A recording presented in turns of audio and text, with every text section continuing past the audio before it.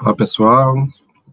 Estamos aqui de volta para mais um comentário acerca de alguma obra que tem nos guiado aqui no nosso curso. E hoje nós vamos fazer um comentário a partir da perspectiva ética da peça Édipo Rei de Sófocles, né? Provavelmente a tragédia de Édipo Rei seja a mais conhecida das tragédias gregas que nos chegaram, tendo evocado diversas formas de interpretação. Talvez uma das mais conhecidas ainda persiste, né? Ainda insistentemente seja a da psicanálise, do Freud e do famoso complexo de Édipo. A nossa intenção aqui é tentarmos entender a peça na sua trama e no modo como a gente pode refletir eticamente acerca do destino de Édipo e das suas ações, né? De que maneira haveria aí a possibilidade de nós pensarmos as ações de Édipo como tendo desencadeado o seu destino, né? Como tendo provocado o seu destino.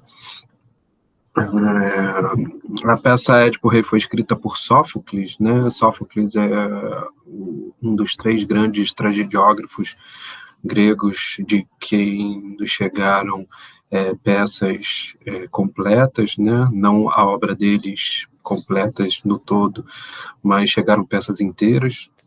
E Édipo Rei, segundo a perspectiva apresentada por Aristóteles na Poética, né? Que é o primeiro, digamos assim, tratado acerca de crítica literária, em que Aristóteles trabalha a questão da tragédia e das constituintes da tragédia, o que faz o poeta trágico. Na oportunidade, Aristóteles apresentava a peça Édipo Rei de Sófocles como sendo a peça exemplar da tragédia grega, né? Exatamente por causa da sua trama. Em grego, mitos, né? Enredo. Esse mitos do Édipo Rei, ele é tão impactante que é possível que a gente sinta a tragédia simplesmente ouvindo o mitos, né? Ouvindo o enredo e não assistindo a peça, né? Por si só, o espetáculo já é um segundo momento, porque o primeiro momento, a narração da história de Édipo é por si só causadora de sentimento trágico. O enredo, basicamente, de Édipo, ele na peça vai ser revelado aos poucos, e aqui eu vou ter exatamente a preocupação de seguir a maneira como Sófocles foi construindo o enredo, né? Se a gente fosse resumir a história de Édipo, a gente teria que voltar de trás para frente, e na forma como Sófocles constrói a sua peça, ele o faz numa ordem inversa. A narração dos acontecimentos segue o ritmo de frente para trás. Nós encontramos Édipo já no auge da sua vida, e é no auge da sua vida que a sua vida vai ser colocada em questão, as suas ações serão colocadas em questão. A peça começa, portanto, com Édipo Rei, né? Esse é o nome da peça, né? Édipo é rei de Tebas, assumiu o reinado sobre Tebas depois da morte de Laio, que era o rei anterior, e a peça começa a partir de uma súplica do povo para que o rei persiga aquele mal que está consumindo o povo. De alguma maneira, existia um mal que estava fazendo com que a cidade ela estivesse sendo amaldiçoada pelos deuses, né? A gente não sabe exatamente que tipo de maldição era essa, provavelmente escassez de alimentos, ou então doenças, perdas em batalhas, todas essas formas que o pensamento antigo tinha de pensar uma intervenção negativa dos deuses, né, poderia ter sido acometida ali aquele povo, né, provavelmente doença. A questão é que o modo como o Édipo vai encarar esse lamento do povo, né, como agora um rei, é assumir para si a responsabilidade por investigar quem é o responsável por aquela maldição. E essas cenas iniciais que colocam o Édipo preocupado em investigar o mal que assola o seu povo, em primeiro lugar, colocam um compromisso do seu governante, né? O Édipo é um exemplo de governante, exatamente porque está preocupado, investe a sua existência e as suas forças para descobrir o mal que assola o seu povo e tentar resolvê-lo. E tanto é assim, né? Tamanha é essa aplicação de Édipo em resolver o problema do seu povo, que ele vaticina da pior maneira possível contra aquele que seja o responsável por isso. A maldição decorre daquele que matou Laio, né? Então, segundo a profecia, né? Segundo os profetas ouvidos, os adivinhos ouvidos pelo rei, a maldição decorre do assassino de Laio ainda estar presente na cidade, portanto, ainda estar entre o povo, no meio do povo, e para Édipo isso é inaceitável, né? Então ele vai fazer o pior dos vaticínios, que é condenar o restante da existência a esta pessoa a uma maldição. As palavras de Édipo, elas são bem pesadas, né? E uma delas me parece muito interessante quando ele diz: hei de lutar por ele como por meu pai, né?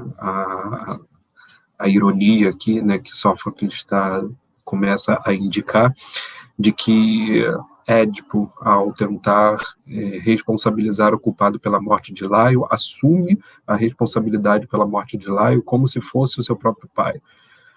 E a preocupação que ele vai aplicar sobre essa investigação seria tal como aquela que o acometeria caso fosse uma investigação sobre a morte do seu pai.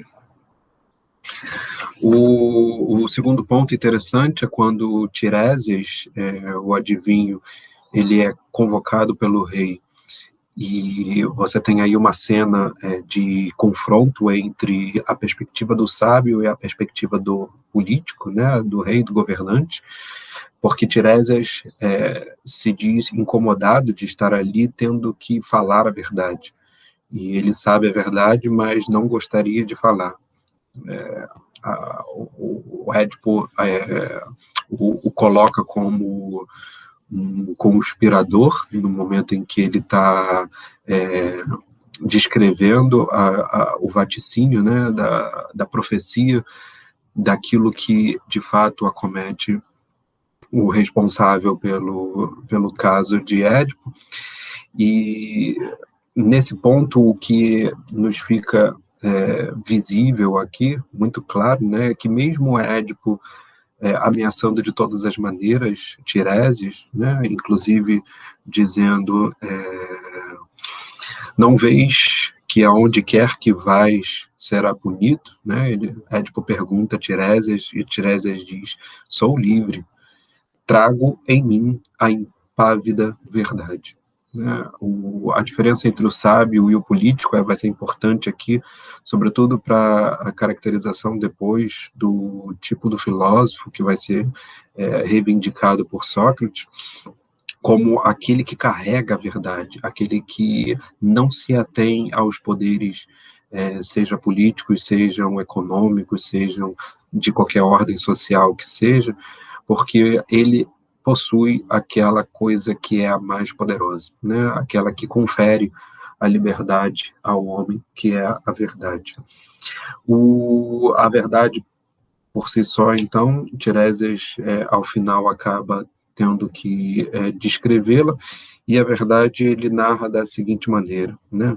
Dentro de pouco tempo, saberão que ele, né, esse que é o responsável pela morte de Laio, ao mesmo tempo é irmão e pai dos muitos filhos, com quem vive, filho e consorte da mulher, de quem nasceu, e que ele fecundou a esposa do próprio pai, depois de havê-lo assassinado. Essa é a descrição da verdade da situação, né? Provavelmente a gente já percebe aqui o quanto isso indignou o Édipo, de alguma maneira tentar acusá-lo de ser o responsável pela morte de Laio. Para Édipo era um absurdo, né? Como assim? Eu nem conheci Laio, eu nem sabia quem era esse rei, como assim eu posso ser o responsável pela morte do rei de Tebas? E nessa relação com Tireses acaba entrando em cena Creonte, que é o irmão de Édipo, e Creonte vai ser acusado de estar junto a Tireses conspirando para tomar o poder de Édipo. Então veja, nessa cena, né, antes da entrada da Jocasta, porque depois Jocasta vai entrar para defender o Creonte. A grande questão aqui, né, na verdade, Creonte não é irmão de Édipo, né, ele é irmão de Jocasta. E o que é interessante aqui é a gente perceber em que medida o Édipo, quando ele se coloca nessa situação de governante, ele vai trazer diversos elementos que se apresentavam na origem de toda essa história, né? Na origem de toda essa narração. Porque, veja, quando Édipo acusa Creonte de conspirar contra ele sente-se, portanto, ameaçado de perder o seu poder, né? O seu lugar na cidade. Ele chega na cidade como um ninguém e torna-se o governante daquela cidade após ter decifrado o enigma da esfinge. Um ponto interessante desse enigma da esfinge é que era um enigma sobre o ser humano, né, de um modo geral. Isso vai ser importante para a gente compreender depois o fechamento da história. Mas acontece que a ideia de que talvez Creonte estivesse conspirando para poder tirá-lo do poder supõe para Édipo uma espécie de ameaça ao seu lugar naquela cidade. Ele, como estrangeiro, se sente ameaçado e, ao ser acusado de ser o responsável por aquela maldição, pesa sobre si o seu status de estrangeiro, pesa sobre si o seu status de estranho ao lugar. Essa é a mesma sensação, né, o mesmo tipo de sensação que o acometeu quando a história começa, né, toda a história, né, e aí, claro, isso só vai ser rememorado aos poucos durante o enredo da peça, mas aqui a gente precisa resgatar isso como um efeito de interpretação, é que ao início da peça, Édipo, como um jovem ainda, né, bebendo muito numa festa e tal, e nessas discussões que existiam de jovens e tal, um dos jovens começa a acusá-lo dizendo que ele é um estrangeiro, né, que ele não pertencia àquela cidade, que ele não fazia parte daquele povo, né, e isso incomodou demais Édipo, a ponto de ele ir ao oráculo e o oráculo dizer que estava pesando sobre ele um vaticínio, né, de que ele mataria o seu pai e casaria com a sua mãe. Veja, no momento em que Édipo se sente incomodado por se sentir um estrangeiro no lugar em que ele habitava, né, o que lhe era familiar, ele parte para a busca da verdade, né? Parte para questionar e indagar aqueles que provavelmente saberiam melhor do que ele. Nesse caso, o oráculo, né? E o que o oráculo diz uma outra coisa. Veja, a resposta do oráculo, né? Se o Édipo foi até o oráculo para querer saber sobre, afinal, quem ele era, o oráculo diz que ele vai matar o pai e casar com a mãe. Em outras palavras, o que o oráculo está anunciando para Édipo? Que ele é fruto das suas ações, né? Quem é Édipo, né? Quem ele é? Ele é o resultado das suas ações. Por quê?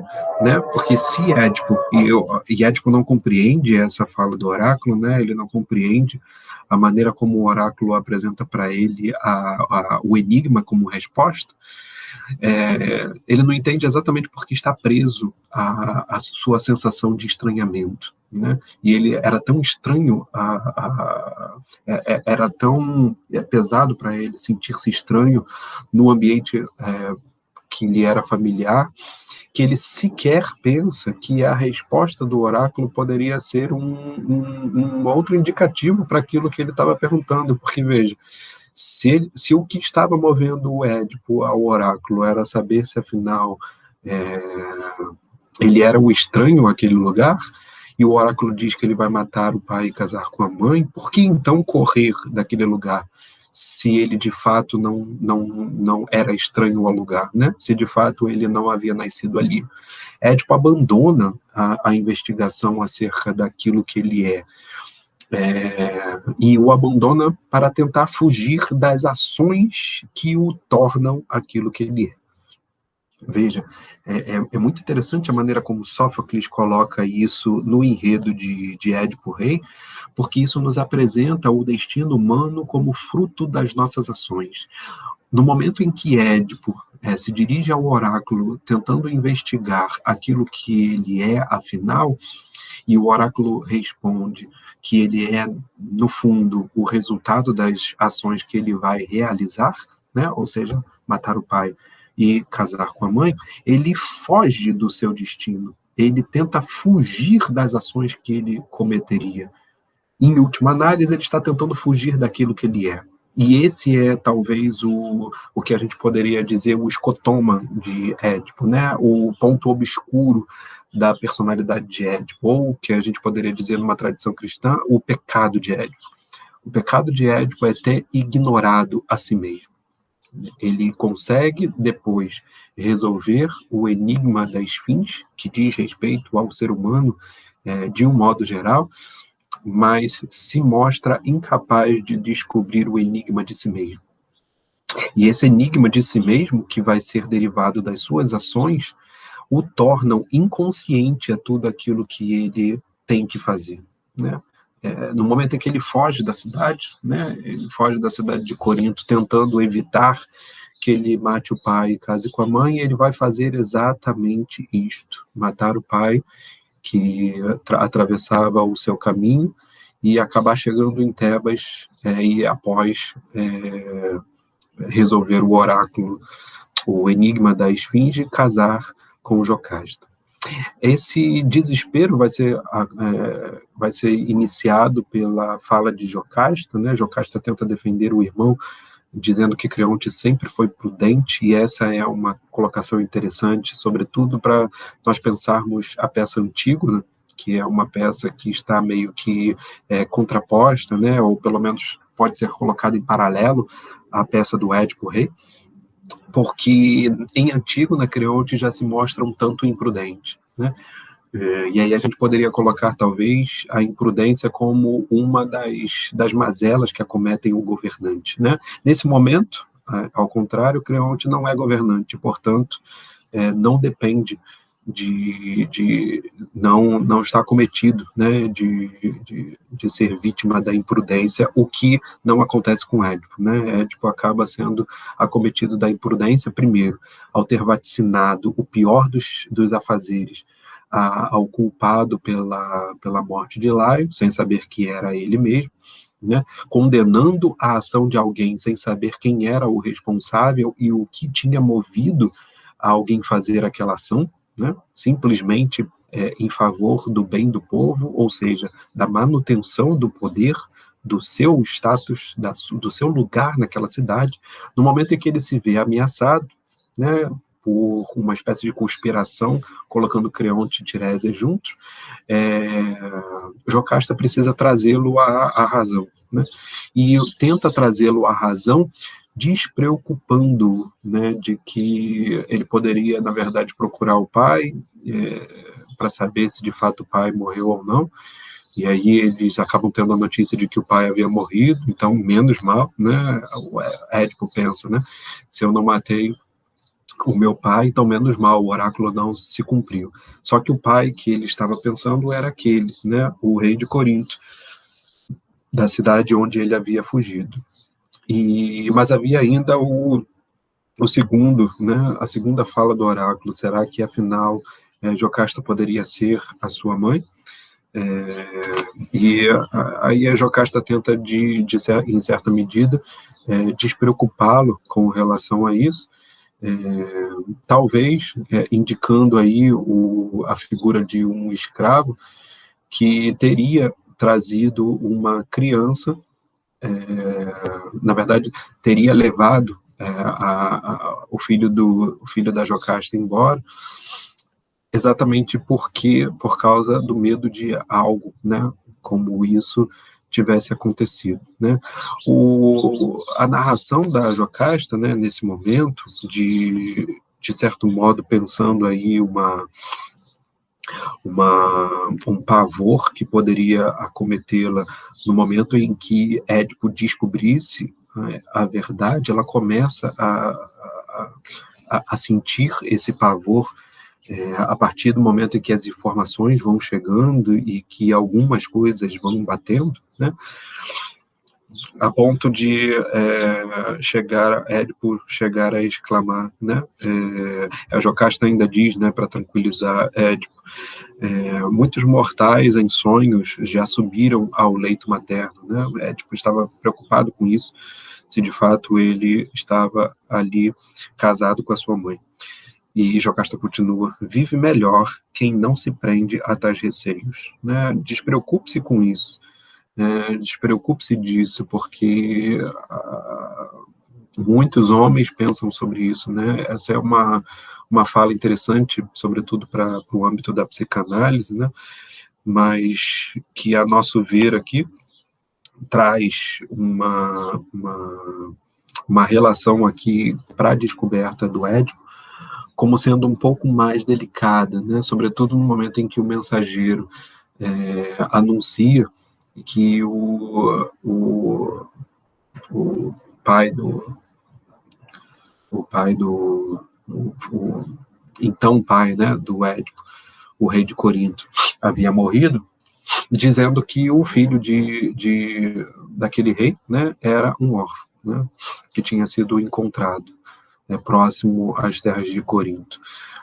Havia então aí um ponto em comum, que era a orfandade. Jocasta, de certa maneira, lembra-se que ela condenou à orfandade um bebê, exatamente por causa de um tipo de maldição, e o rei de Corinto tinha um filho órfão, né?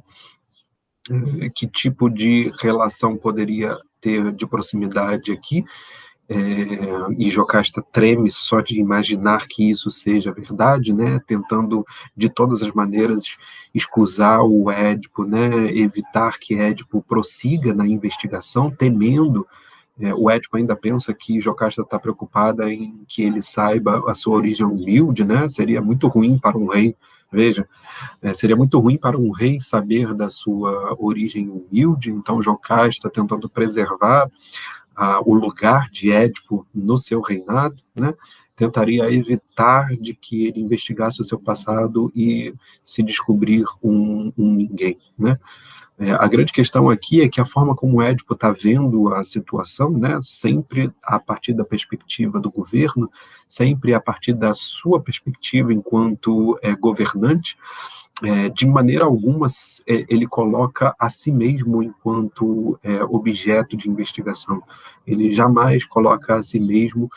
Na verdade, toda a peça Édipo Rei, da forma como Sófocles a constrói, é o intuito de mostrar em que medida Édipo é provocado a descobrir a si mesmo, né?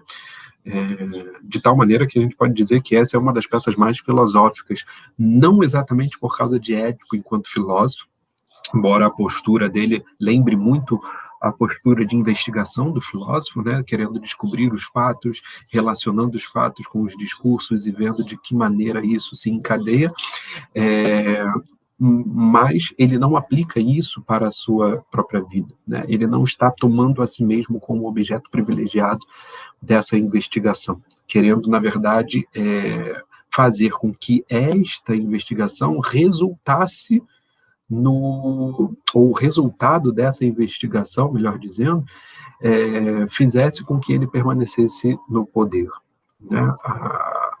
A postura de Édipo, nesse caso, seria muito mais próxima de um sofista do que propriamente de um filósofo, na medida em que ele usa a investigação com fins práticos, né, e políticos, não necessariamente com fins de autoconhecimento, de conhecimento de si mesmo, ou seja, com interesses filosóficos. O que Sófocles está construindo aqui, na verdade, é uma narrativa sobre como é que alguém, no auge da sua vida, talvez pensando ser um dos homens mais felizes do mundo, acaba encontrando a si mesmo numa esteira de ações mal feitas que teriam ocasionado a ruína daquele tipo de vida que ele estava vivendo, né? O tipo de narrativa que o Sófocles nos oferece tem muito a ver com esse processo de descoberta filosófica no conhecimento de si a partir das ações que nós realizamos. E é isso que a gente está tentando mostrar aqui para vocês, em que medida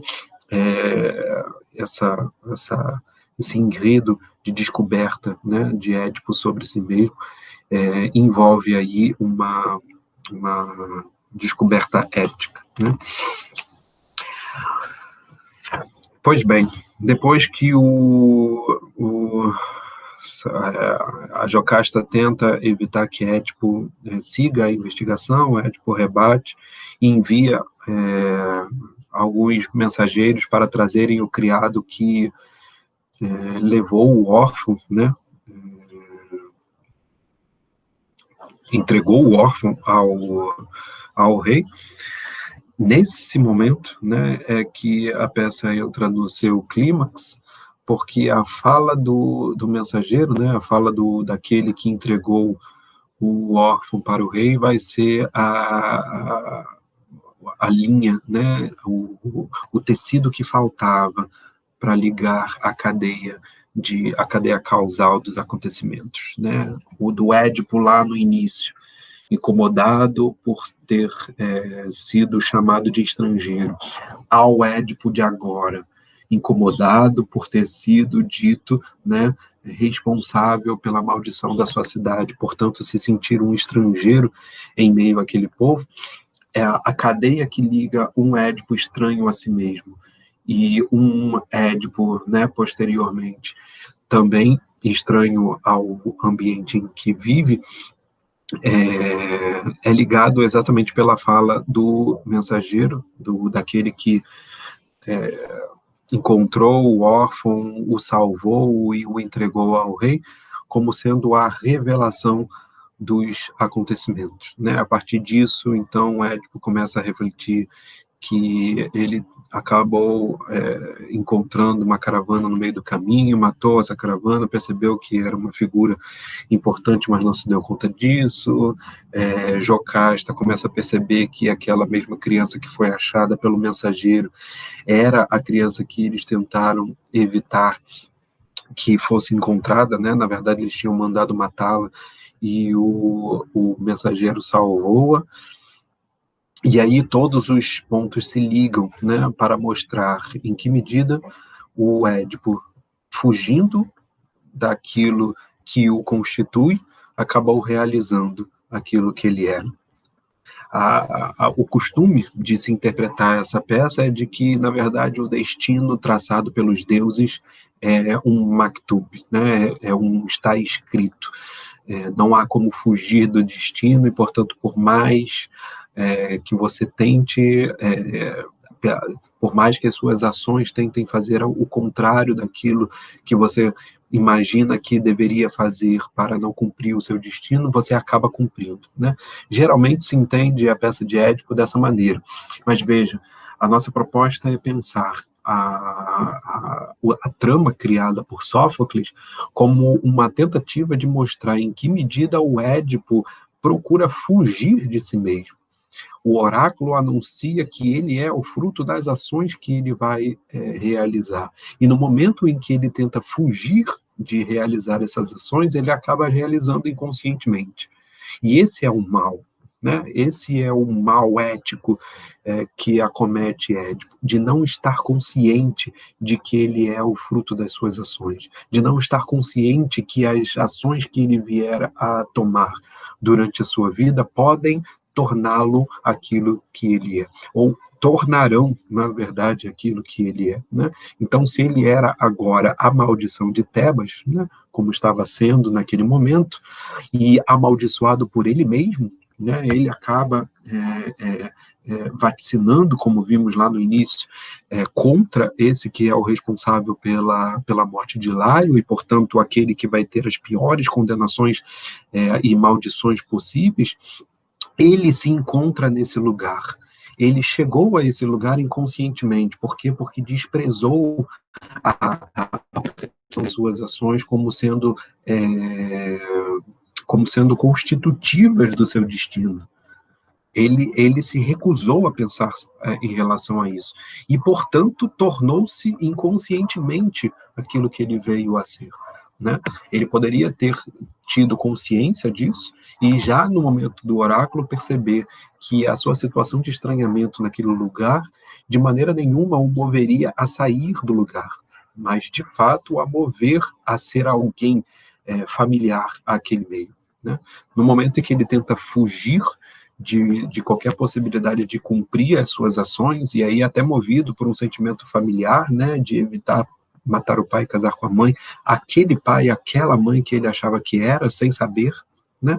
Veja que toda a peça está tramada em torno dessa questão da inconsciência das ações, né? Da inconsciência do nosso processo de agir frente àquilo que nós nos tornamos no momento em que nós realizamos as ações, né? Me parece que aí o ponto central da peça de Sófocles, para que a gente possa entender o drama e a tragédia de Édipo, com o peso que ela possui, é exatamente pensarmos que o pecado ou o erro ético de Édipo foi exatamente ter entregue o seu destino a ações inconscientes, né?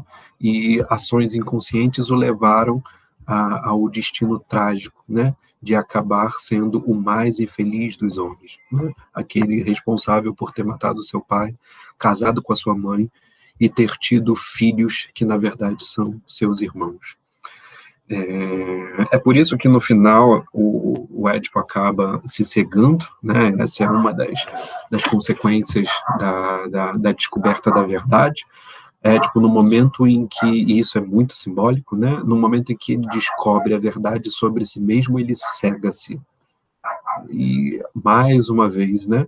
O Édipo revoltado, o Édipo impetuoso, né? Aquele mesmo Édipo da juventude, em certa medida, parece estar aqui novamente em atuação, porque cegar-se é não querer mais ver aquilo no que ele se tornou, né? E a sua ação de cegar-se, no fundo, reverbera tudo aquilo que ele fez durante a sua vida, que é estar cego para as consequências das suas ações, né?